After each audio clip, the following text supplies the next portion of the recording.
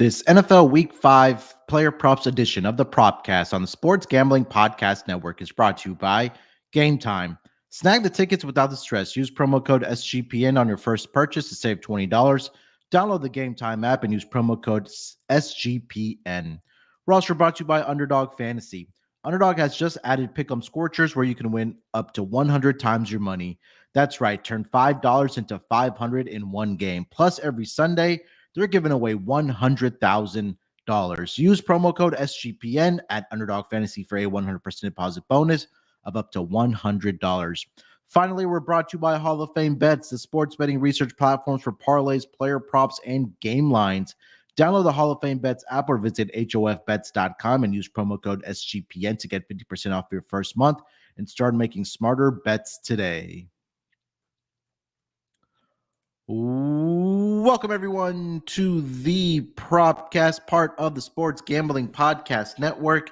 It is Friday, October the 6th, currently 1:10 on the East Coast. Here to get into our NFL Week 5 player props and recap briefly what we saw last night on the Thursday Night Football game and how our props went there as well. But joining me here to help me break it down, the heartbreak of being a Commanders fan. He is absolutely on strike today. Decided to turn off his camera. He's just not a very happy camper right now. No, but he's just having some tech issues. But we do have audio with Chris. Here's my guy, Crispy Captain. Chris, how you feeling, my man? Hey, I'm actually feeling a lot better than I look. Like it's not a black hole in my life right now. Is that how your heart feels right now, Chris? That's the question. I mean, the game last night, man. You know, being a Commanders fan is tough. It always has been. It pretty much always has been. It doesn't hurt as much when your expectations are, not extremely high, right? Oh, we got the Bears coming into town, easy win, right? I'll say that, but I'll also say I did not expect that game to go the way that it did last night. Giving up 40 points to the Bears is one thing. Losing to the Bears is one thing. Giving up 40 points to the Bears is absolutely atrocious. DJ Moore looking like Randy Moss, from 20 years ago is, Calvin Johnson, Megatron like this. It was bad. It was really bad. I turned the game off and went to sleep in the fourth quarter, but it was bad. I'm doing well, though. Hopefully here to give out some props So I got some props that I absolutely love this week. So hopefully we can give out some winners. What's going on with you, Rod? What's up, Munaf? How you guys doing today? Hey, not too bad, man. But we also have the Motor Sports King himself, the hardest working man in the sports betting industry. Rod doesn't have heartbreak this week or at all this season. His team is undefeated. So, Rod, how you feeling, my man? Hey, I'm feeling good. Hey, Chris, good news is, though, the people that are listening to this podcast the traditional way, they don't even know that we can't see you. So just take solace in the fact that nobody knows other than the folks watching on YouTube. But no, Munaf, I'm good. Like I said, you nailed it. I have a team that hasn't lost yet. We're going up against the arch rival Cowboys. I'm a little nervous because this game always is, a tough one for these guys. But listen, last night, only prop I cashed. I felt like the Bears last night, the Commanders last night. I didn't do very well. Cole Kmet was the only person that came through for me, catching 4 passes on that. Everything else was so not. I'm hoping to rebound this week. Yeah, look, I mean, we have different guys that shine every single week. There's no I in team, so I'm 100% confident you'll bounce back here for the Sunday games here as well. But yeah, it turned out to be a pretty good night for me as props that we did give out for the Thursday Night Football did sweep the board. DJ Moore, like we talked about and Chris alluded to, had an absolutely phenomenal game. I think it was a third or fourth play of the game where I hadn't even turned this game on yet, and I see a tweet coming out from Rod saying that, hey, it didn't take DJ Moore to catch his longest completion of over 21 and a half yards. I think that first catch went for 58 yards for DJ Moore, and the rest was history in that game. Justin Fields got it done with his legs there as well, and Sam Howell does just enough to have 2 passing touchdowns. That was my best bet for the Thursday Night Football. So hopefully I can carry that into Sunday. Rod, I'm 100% confident we'll bounce back. Chris, how do your player props turn out for Thursday Night Football?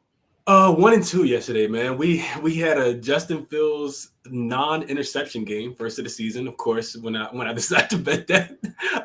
So Justin Fields didn't throw a pick.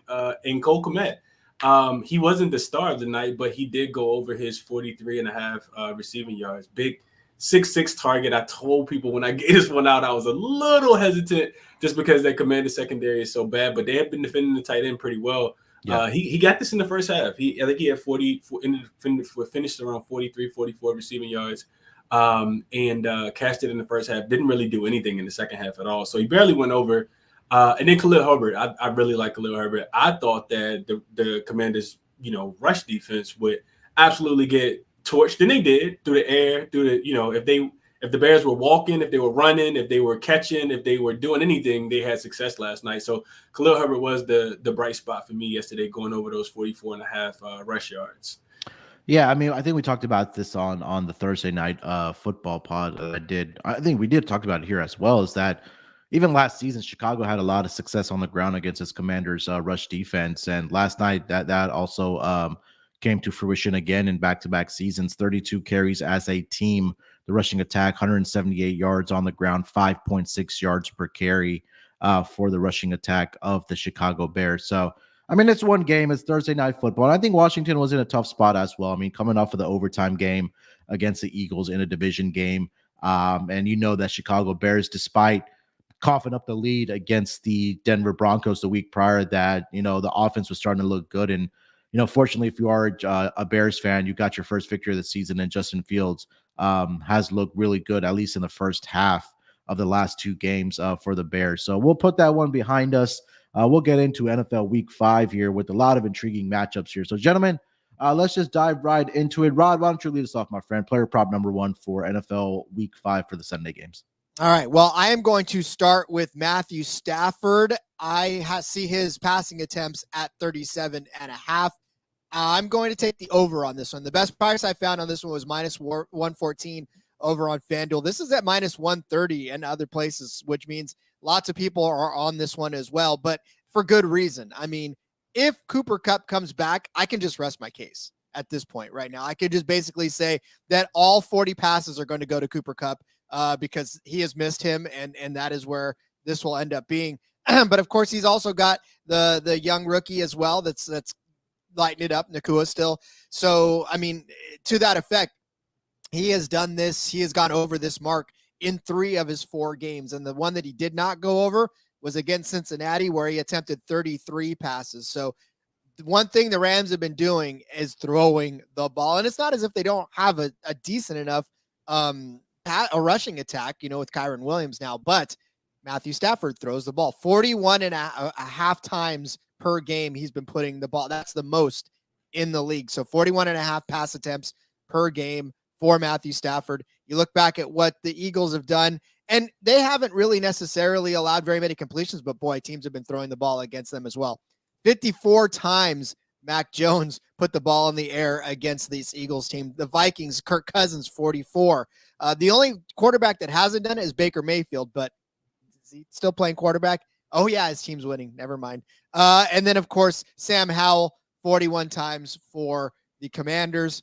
37.5. I feel like Matthew Stafford's going to hit the 40 mark against this Eagles team as well. So 37.5 is definitely a doable thing. And like I said, with Cooper Kupp coming back, it gives him another weapon through the air. So minus 114 is not too much to pay for this. I think it's going to hit. Yeah, I think when we talk about this Eagles team, obviously the strength through the first 4 games of the regular season has been their rush defense, right? I think they were number 4 as far as rushing yards allowed per game.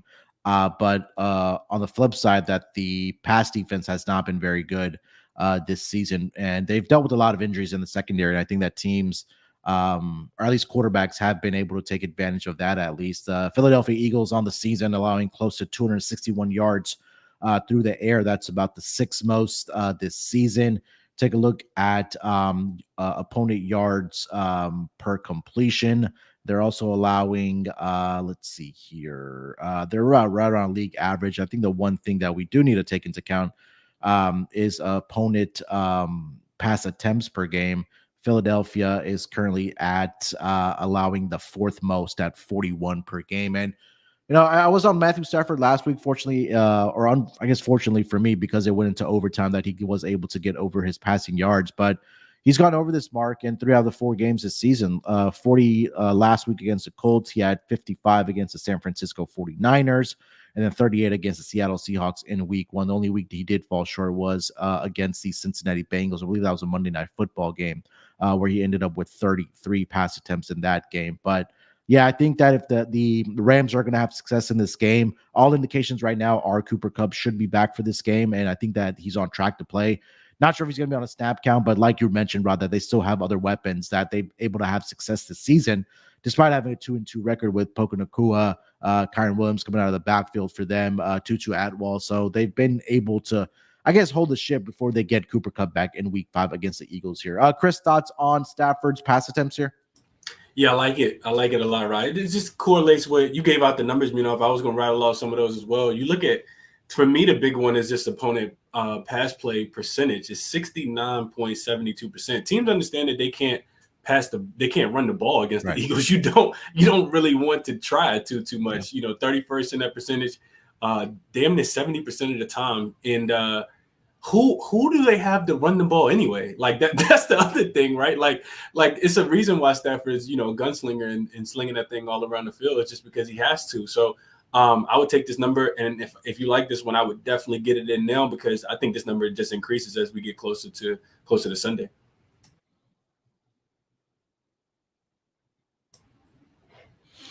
All right, before we get over to Chris's first player prop, let me tell everyone about Game Time. And it's that time of the year where we have a lot of sports going on. It's basketball starting in a few weeks here, obviously college football, NFL, MLB playoffs. I know NASCAR playoffs, like Rod mentioned, are going on as well.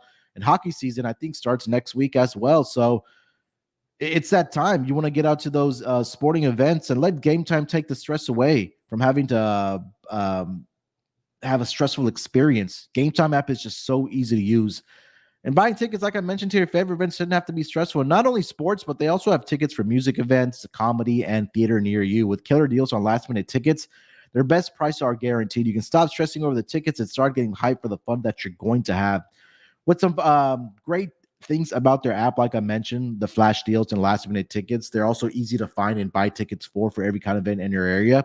But the thing I love most about their app is that when you actually go to select tickets for a particular venue or an event, you actually get an image of your seat view before you actually buy those tickets, so you know exactly what you're going to get before you actually, get to the venue, and you don't have any surprises over any obstructions that are in your way. Their lowest price are guaranteed, event cancellation protection there as well.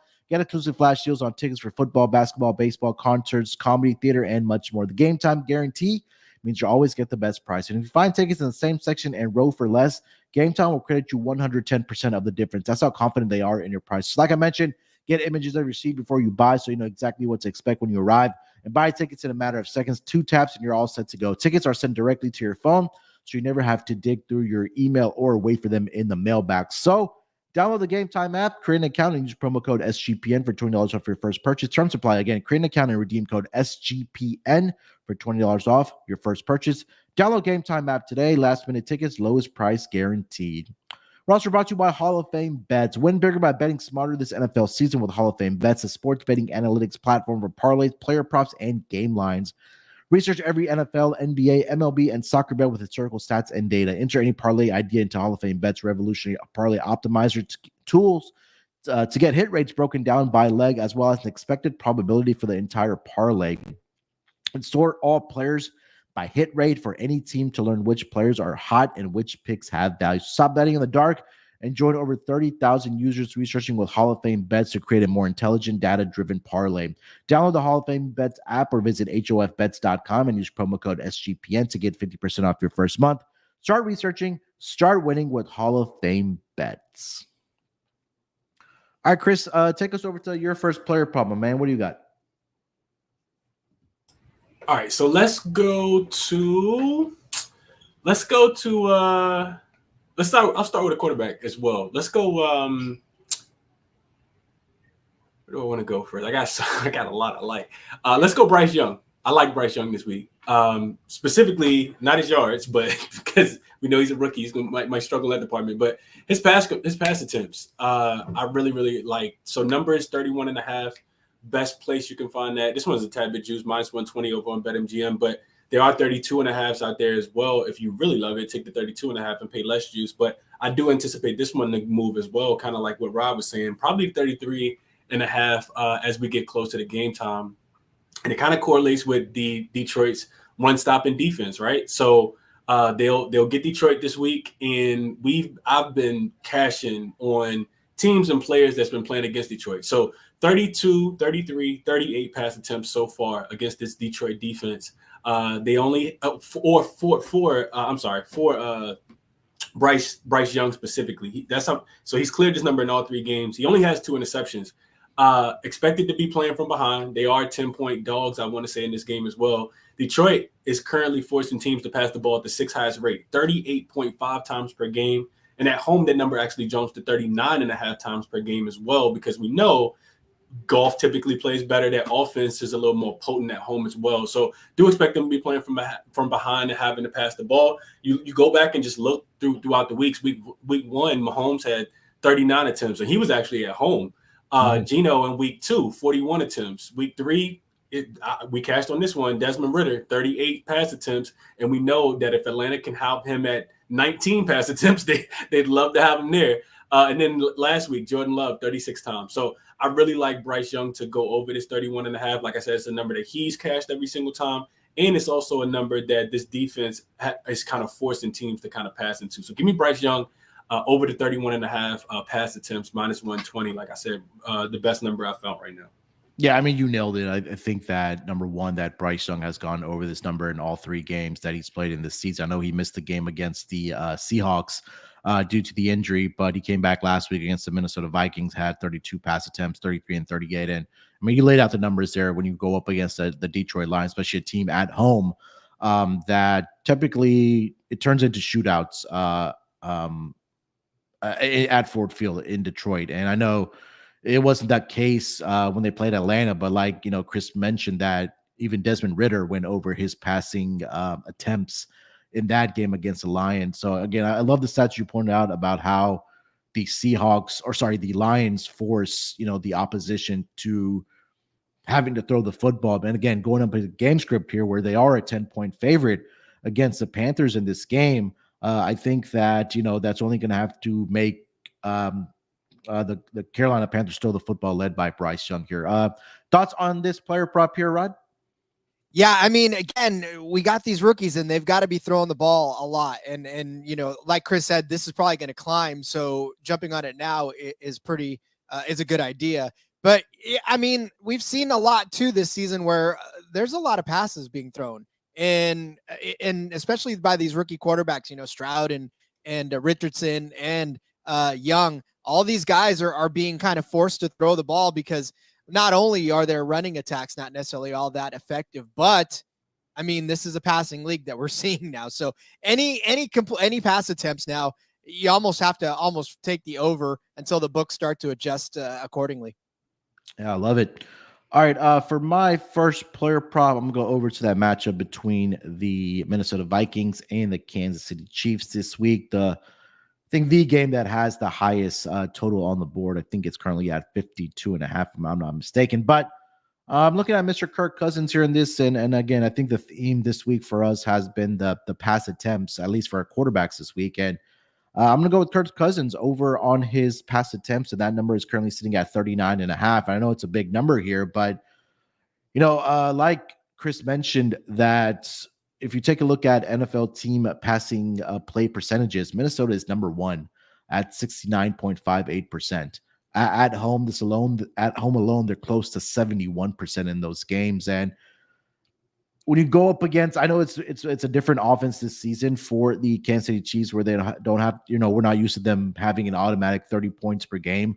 But I think this game might just turn into a shootout. And I think that this game in particular, being at home, I think Kirk Cousins is definitely more comfortable. I know it's outside of the 1 o'clock window, but you kind of just look at the 4 games this season with Kirk Cousins, right? Last week, he didn't really have to throw the ball a lot for them to win that game in an ugly fashion against the Carolina Panthers, where they did get their first victory. But prior to that, week 1 against the Tampa Bay Buccaneers, 44 pass attempts. Week 2 against the Eagles, 44 pass attempts. week 3 against the Chargers, 50 pass attempts. So you kind of see the theme here is that I feel like this also the running game has pretty much been non-existent for this Minnesota Vikings team, is that they have to rely on guys like, or their passing game with Justin Jefferson, Jordan Addison, TJ Hawkinson. Again, that's where your strength is for is Minnesota Vikings team. So I think that, Kirk Cousins will be throwing the ball around in this game against the Chiefs. I do expect to see points in this game. So I'm going to go with Kirk Cousins over 39.5 pass attempts in this game here, Rod. Alexander Mattison is nowhere to be found. Like, I know that when they traded away Dalvin Cook, they thought they had the answer in Madison, but no, it just, for whatever reason, he was a good solid backup to Cook, but so far he hasn't been able to assume that lead role. So that makes Kirk Cousins have to throw until they can find a suitable replacement for Dalvin Cook. Chris, thoughts on Kirk Cousins? Rod hit the nail on the head. Madison is nowhere to be found. They probably want Dalvin Cook back. I mean, I know I would want Dalvin Cook back. I bet you if there's anybody in the world who wants Dalvin Cook back, his name's probably first name probably Kurt, last name probably Cousins, because he's having to put a brunt of that on his shoulders. If the guy might dislocate his shoulder with how many pass attempts he's had to throw throughout the entirety of just this young season, and I mean, you don't think it's about to slow down now, not with this Kansas City offense coming in and you having to keep up. So, like you said, if this number is high, and that probably will scare some people off. But that's what the books are going to do, right? They're not going to give you a discount on it. So this is one of those ones I would say it's high for a reason. We know how many times Kirk Cousins in this offense is going to be looking to pass the ball to stay in this game. All right, before we get over to round 2 of our player props, let me tell everyone about Underdog Fantasy. Underdog Fantasy has a way to play along your favorite football team all season long. Underdog has introduced Scorchers. Go 5 for 5 and pick 'em Scorchers and enjoy a spicy 100 times payout. Underdog is matching 100% of your first deposit of up to $100, and $100,000 Sundays continue on Underdog Fantasy. 10 lucky players will win $10,000 each. Toss out an Underdog spicy player. We're going to do that at the end of the podcast. We're going to take our best bets, and we're going to put out a spicy play for you guys. So hang on for that. Watch along, make your picks, and maybe make a little cash over on Underdog's mobile app or website, underdogfantasy.com. And when you sign up with promo code SGPN, Underdog will double your first deposit of up to $100. Again, that's Underdog Fantasy, promo code SGPN. All right, let's get over to round 2 of our player props. Rod, lead us off, my friend. All right, well, we're going to go to one of my favorite players who has quickly become probably my favorite player in a very long time, and that's Christian McCaffrey.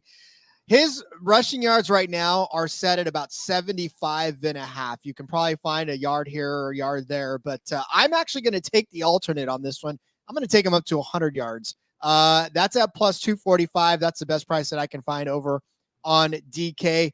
I know that the Cowboys have not allowed a 100-yard rusher this season so far, and the closest person to come to that was James Conner at 98 yards on 14 carries. But let's just face it, Christian McCaffrey is just built different right now, and he is on an absolute tear. He's gone over 100 yards rushing in 3 games so far this season. 3 out of his 4 games, he's gone over 100 yards. The most recent, obviously, last week against the Cardinals, where he absolutely obliterated them. And let's face it, this rivalry, this Sunday night, it brings a lot of eyeballs to this, and the Niners have been able to perform well with eyeballs, and I'm definitely not shying away from a Christian McCaffrey big game again this weekend. Look at what the opponents have been able to do in the passing game against Dallas, rather. They have the second lowest rate of pass attempts per game. 27 teams are throwing 27 times per game. Only Cleveland's better at 26.5 per game as far as teams throwing against them. So not a lot of success in the passing game. And let's face it, Brock Purdy's not lighting up the scoreboard. I mean, he's only got like 1 300-yard game so far, I think, in his entire career. So it's not as if he's throwing the ball all over the place. He's handing the ball off to McCaffrey and getting the job done. So you look at what the opponents have been doing against Dallas as far as rushing game, 111.8 yards average, right? Rushing yards per game. But 165 yards on the road they've been giving up. Now, like I said, they haven't been giving up the necessarily all of them to the running back position. As I said, Connor was the only one to get it done. Quarterbacks have actually been getting it done against Dallas as well. The Giants got 43, Jets 36, Josh Dobbs got 55, but Brock Purdy doesn't run.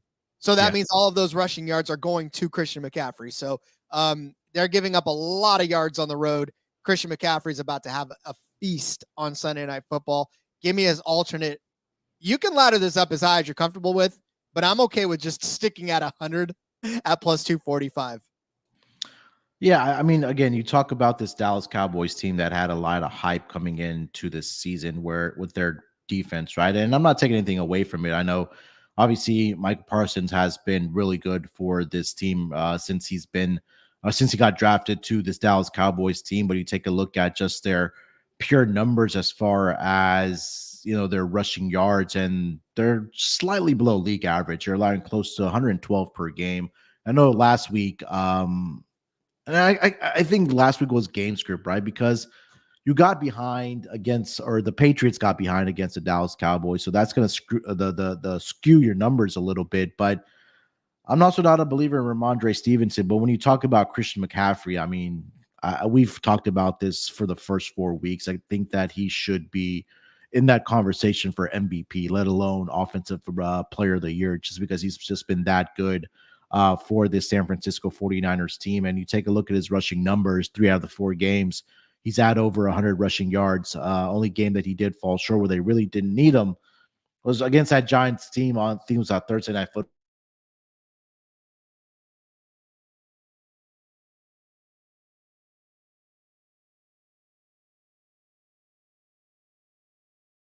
You're muted, Munaf. You muted your mic.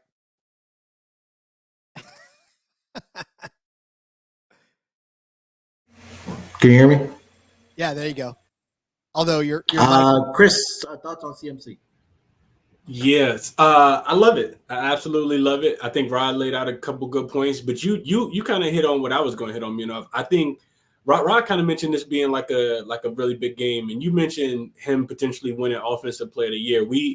For people who aren't following, CMC is on a crazy streak of touchdowns in a row, and they're just going to feed him the ball. They're going to feed him the ball a lot. And Rod kind of laid out the numbers for this Cowboys defense. That's really good. They are the best passing defense in the NFL right now. If you go look at, you know, all the statistical categories, but I'm right there with you, Rod. I didn't take his yards and I didn't add them up to 100, but I probably will. But I played his. I'll segue right into his rush attempts.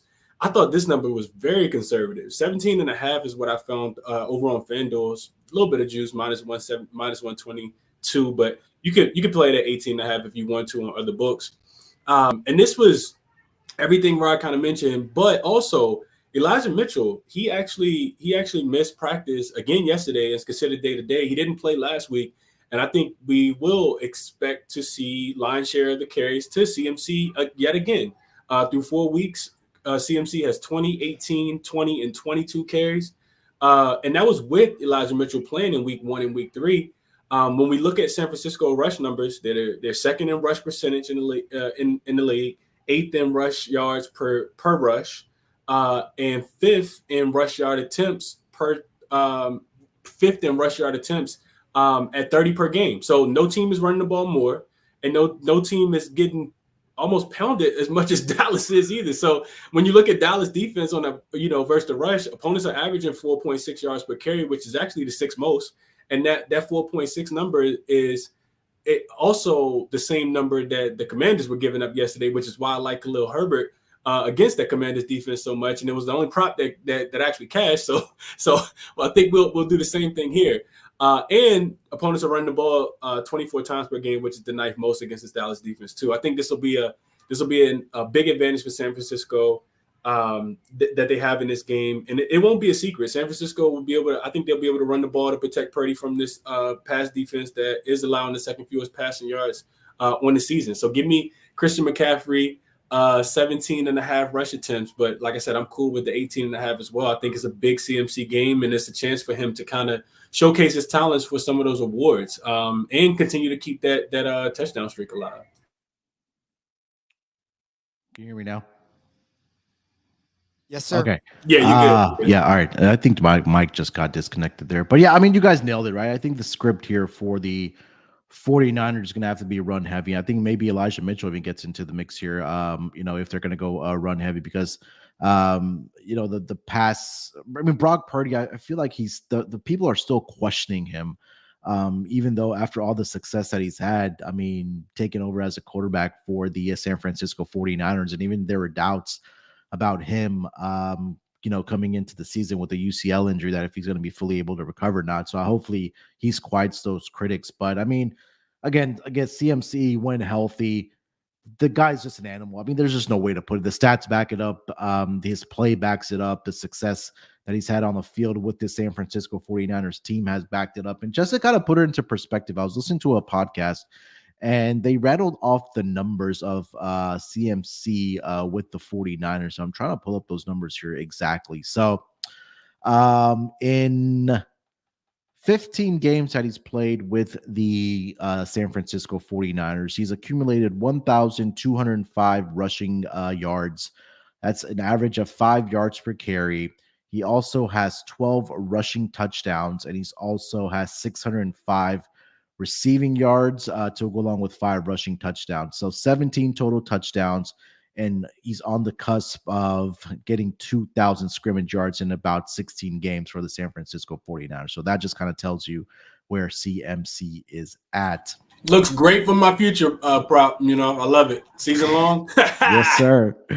All right, for my next player prop, I'm going to go back to that game that we talked about with the Panthers and the Lions. And obviously, it's correlated to what Chris, you mentioned about the pass attempts for Bryce Young. I gave this out last week as well, and I'm going to go back to it. I'm going to go with Adam Thielen over on his receptions, and that number was at 4.5 with a little bit of juice on it. But I took the 5.5 at plus money. I think it's not on the screen right now, but when you talk about what Adam Thielen, and it's kind of similar to what we talked about, or I talked about with DJ Moore on the Thursday Night Football propcast, right? That they really don't have much of a wide receiving group to the Carolina Panthers, right? It was supposed to be Jonathan Mingo. It was supposed to be Hayden Hurst, and then it was supposed to be Adam Thielen. But Adam Thielen has really taken over as wide receiver number 1 for the Carolina Panthers. And we kind of take a look at the team targets for the Carolina Panthers. And he is by far leading this team in targets, right? 33 targets. The second player or receiver on this list, Terrence Marshall Jr. at 24. And if you take a look over the last 2 weeks, what's kind of transpired for Adam Thielen, he had a great game last week against his former team in the Minnesota Vikings. 8 targets, 7 receptions.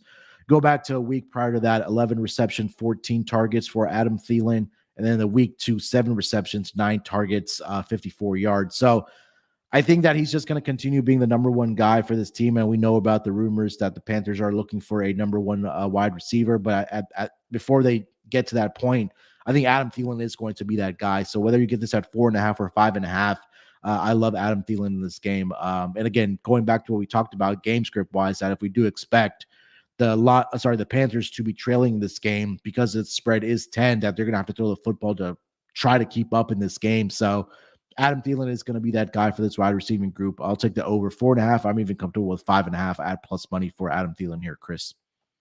Yep, and I love this one as well, Munaf. We talked about it. Detroit's defense is they're allowing opponents or forcing opponents to pass the ball 67% of the time, which is the third most, right? So who's he going to throw the ball to? Probably the guy that he had success with last week, right? The guy that's getting all the targets. So that's an easy one for me, Munaf. I would definitely be on Thielen to go over as well. Probably going to play that one with you. Rod, any thoughts on Adam Thielen? DJ Moore's phone just had one text this morning from the Panthers with a sad face and a comeback gif. That's what happened this morning. So, yeah, I mean, look, Thielen got out of Jefferson's shadow, which is funny because he was the shadow before Jefferson was there. And yeah, I mean, look, he's gonna find himself more and more involved in this offense because he's the one that can get it done. So I like this as well. All right, let's get into round 3 of our player props. Rod, lead us off. All right, I'm going to go with a tight end that we haven't talked about probably ever, and it's not the tight end that you're going to think of in Atlanta. I'm going to take Jonnu Smith. His reception total is set at 3.5. What's crazy is that Kyle Pitts should be that guy, but Kyle Pitts is a receiver, and he's always been a receiver. And so the tight end plays like a tight end in this offense lately for Jonnu Smith. In fact, if you look at what he's done in the last few games for Jonnu Smith, 6 targets against Jacksonville, 6 catches, 5 targets against Detroit, 8 targets, 5 catches, 6 targets, 4 catches versus the Packers. So he's actually been over this number twice, all 3 games that he's appeared in and played any sort of snaps for the Falcons. And for your Texans, my friend, they are getting gouged by tight ends over the last few weeks. It was a 3-catch performance for Pat Freiermuth, but he didn't catch one of his targets. So he had 4 targets altogether, caught 3 of those. I think Jonnu Smith obviously catches all his targets. So all but a couple of them here and there. So I think he's due for that. Evan Ingram, 7 receptions on 8 targets against this Texans team. 3 catches for Kyle Greggs, whoever this guy is, Granson for the Colts. I'm just kidding. I know it's Kyle Granson. 3 catches, 4 targets for him. So yeah, the Texans are doing quite poorly against tight ends. Jonnu Smith has become the tight end for Atlanta. So I think he's in line for some more work. I think he's going to get at least 4 catches at plus 140 on DK. I'll take that. I was quickly trying to pull up the snap counts here for the Atlanta Falcons here, but Chris, why don't you give your thoughts on Jonnu Smith here? I like it. I think the biggest point is just that the Texans have been giving it up to the tight ends. You guys probably know because if I take Ritter, I'm taking his pass attempts over or his yards under. I'm not a big Ritter fan, but I also understand that when the defensive coordinator goes in and watches film, he's going to exploit the mismatch. It was the reason why, if you were on DJ Moore's longest completion, because they saw something against this Commanders defense. And I think it'll be a similar script in this game, at least for him to be able to throw the ball. We also know that Ritter doesn't like throwing the ball down the field. He's not going to throw it too far unless they get down by, 125 points in the first half. He'll be conservative, and tight ends typically are running routes where they're not too far down the field. So, a couple ins, couple outs, maybe a curl here and there, drag route. So I like this one, and I will be playing the over as well. All right, Chris, take us over to player prop number 3, my friend. What do we got? So we got a low number. We're going back to that same game because I feel like Detroit is a team that I can trust, and hopefully they are. And I'm looking at Miles Sanders specifically, running back that's kind of banged up. I'm actually surprised that this number is out already, but I saw his rushing yards, and it's a low number. It's only 39.5. It's actually dropped from when I saw it first. At first, it was 40.5. But I'm gonna take the under there. This is a number he's only gone over, and he hasn't gone over in the last 2 weeks. He did get to 43 rushing yards against the Saints and 72 against the Atlanta Falcons. But we talk about this Detroit defense. From Ryan, and I'm a believer in their rush defense. They are allowing the fewest yards per game, and second in rush yards allowed per carry, just 3 per carry. He's also splitting that backfield, of course, with Chuba Hubbard as well. And they've had extra time to practice and prepare for this defense because we got to remember Detroit hasn't played since last Thursday when they put that shellac in on the Packers, right? Yep. I think they'll want to make Bryce Young beat him through the air. So you just stack the box and you limit a guy like Miles Sanders. I actually think Chuba Hubbard will probably go under as well. You look at Miles Sanders, only 2.9 yards per carry and less than 40 yards per game on the season. So I know it's a low number, but I like Miles Sanders to go under this number as well. And it kind of correlates with Bryce Young's pass attempts to go over. I agree. I mean, you take a look at what opposing running backs have done against Lions and just has not been very pretty, right? They're only allowing 45.25 yards per game on the ground. That's an average of 2.87 yards per carry for this Lions defense. And I don't think I've seen a running back. I think only one running back, I want to say, has gone over this projection against the Lions, which was week 2, Kenneth Walker.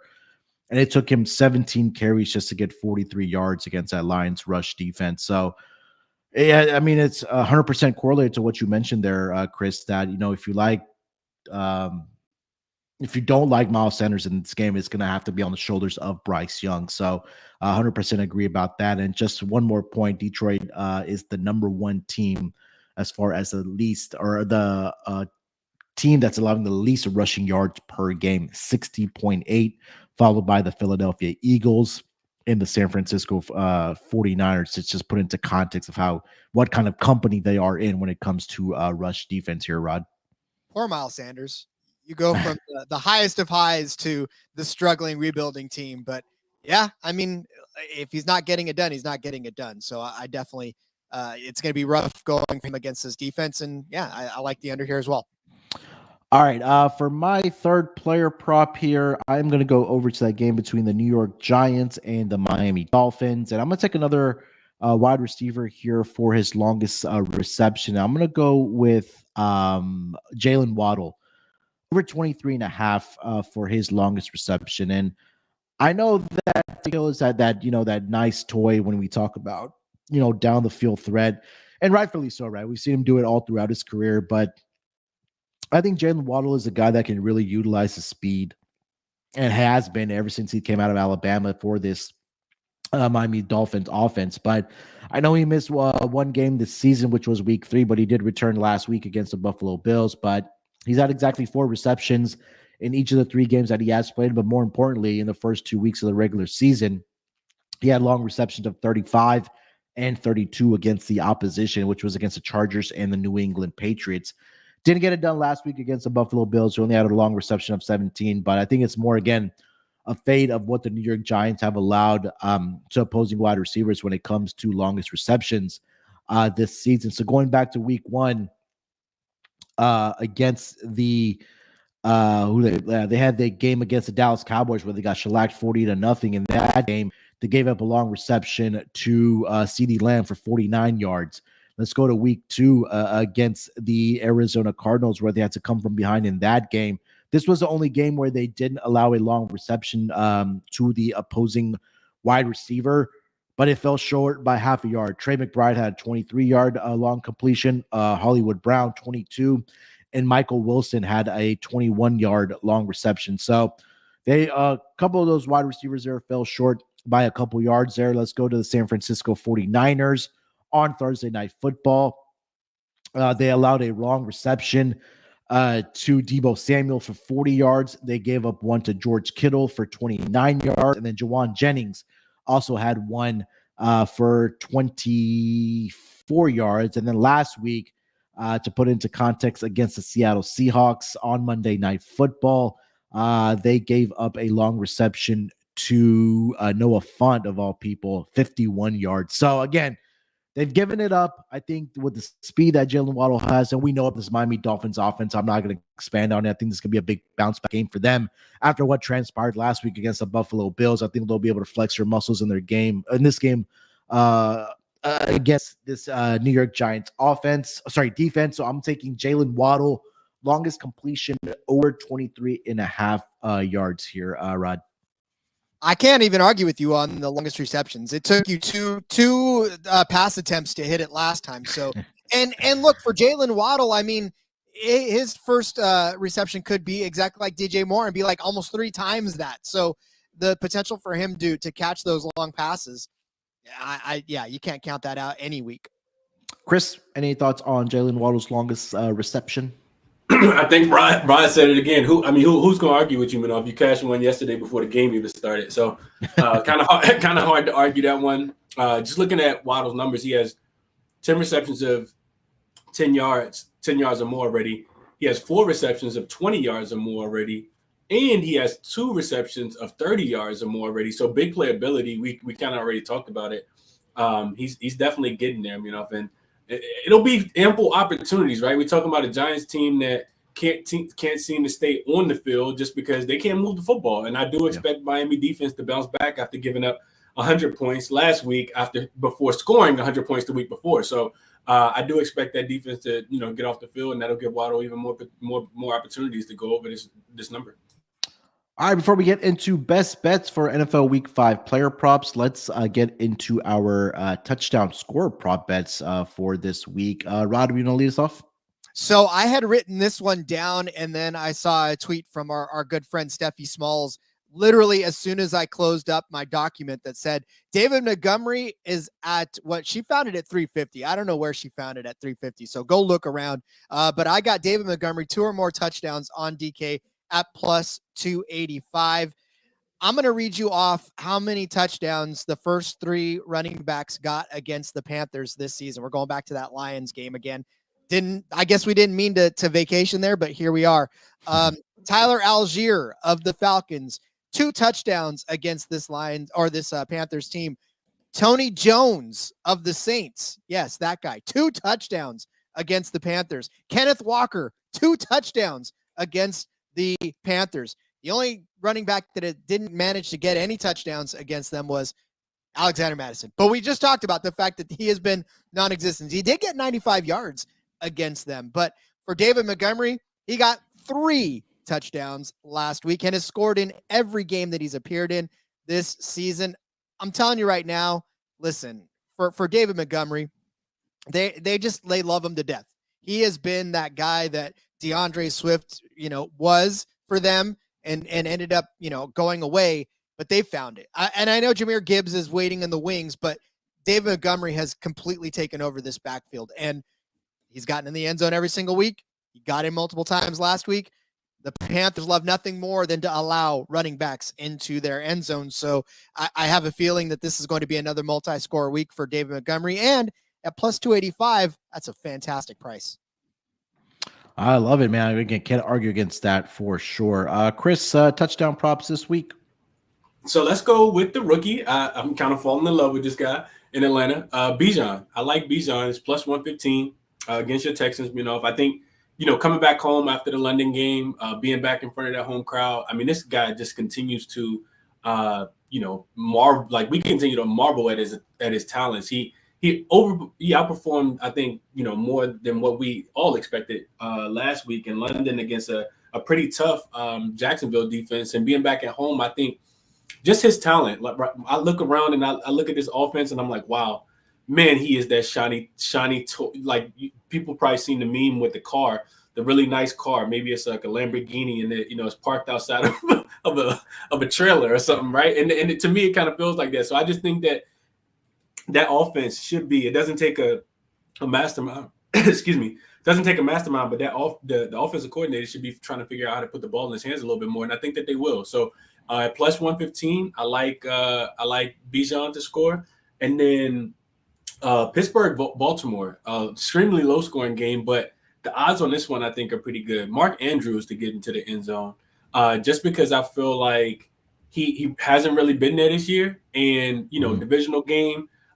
They're not going to allow. I don't think anyway. I think that defense steps up for Pittsburgh because they have to. The offense is atrocious. So I think Mark Andrews, gets down to the goal line and they kind of limit Lamar Jackson as much as they possibly can, and he tosses one in to Mark Andrews. And like I said, I love it because it's plus 200 over on Caesars right now. So I love that I can get that value for Mark Andrews. Those will be the 2 guys that I go with this week.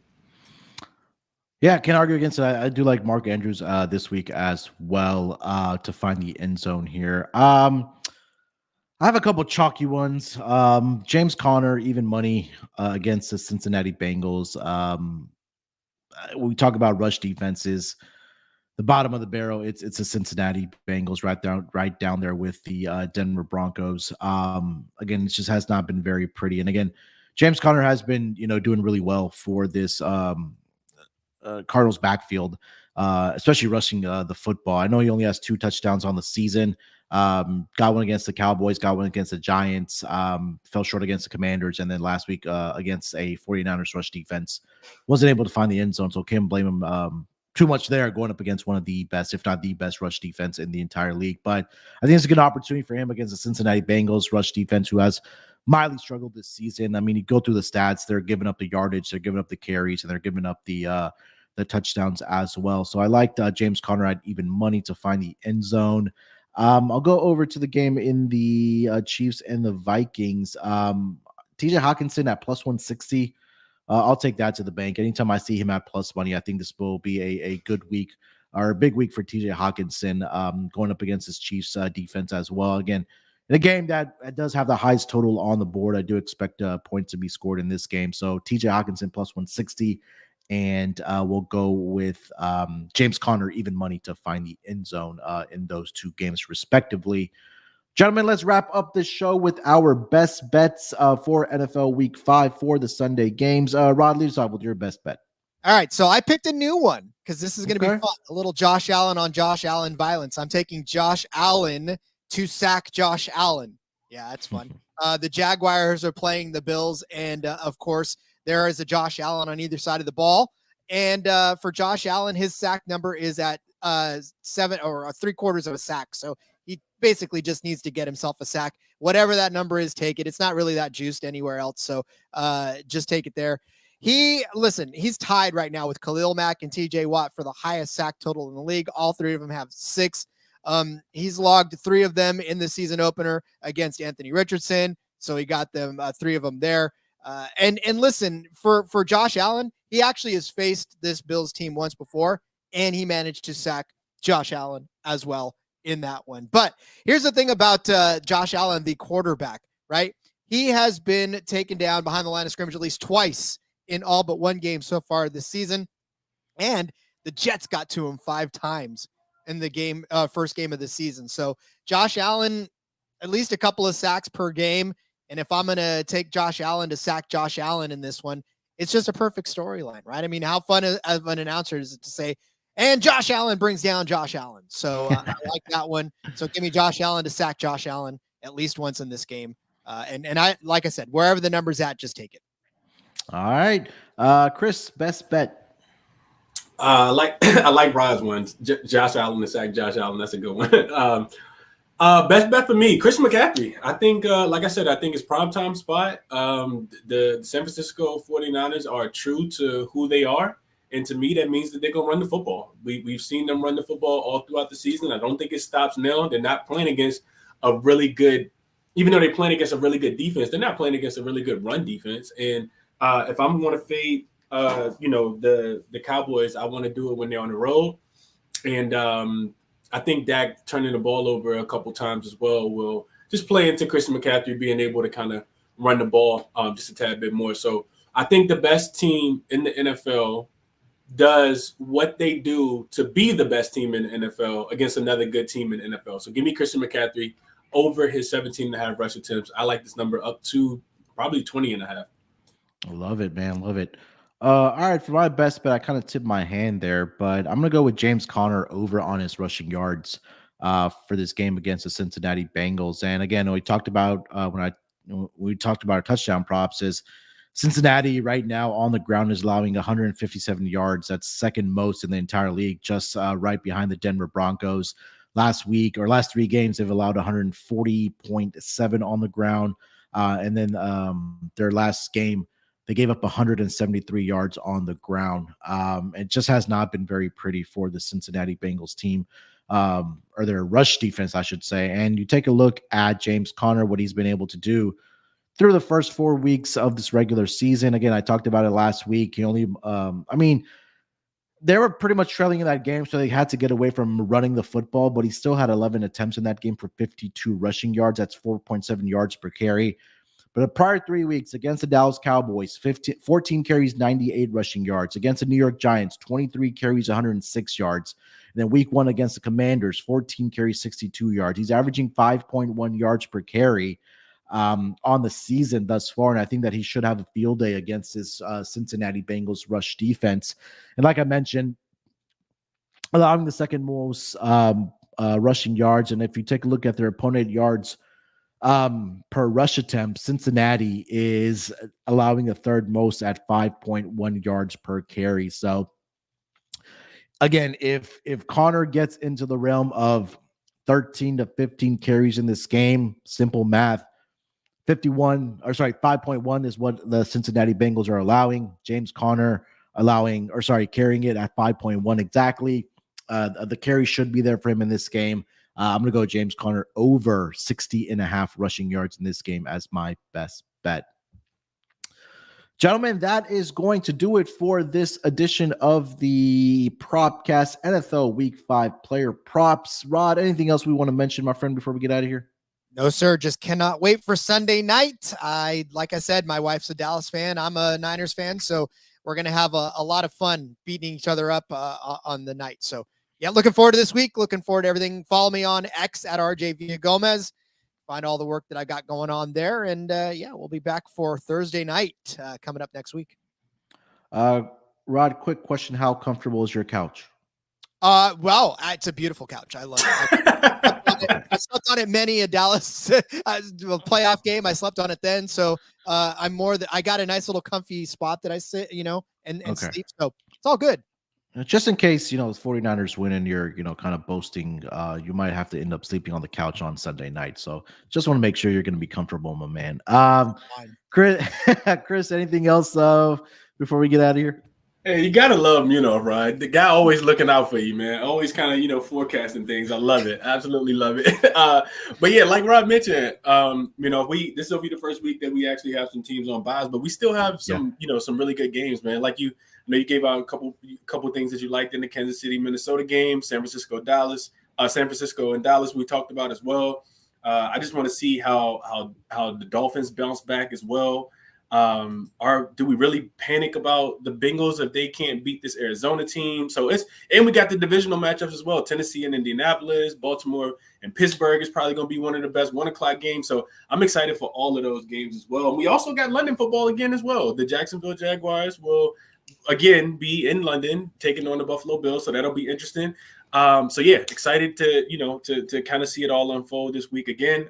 Check out all my work over on Twitter. I'm doing NBA previews, and this week will be a big week because we have, of course, the NBA preseason is starting. Of course, it started yesterday, but we got that going on. We got WNBA first round going on, and NFL as well. So definitely check out my work over on X or Twitter at Crispy Cap and 2 P's 2 N's, and hopefully by the time I see you guys again, the Commanders won't play another football game. So my camera will be fixed and, everything will go back to regularly scheduled programming.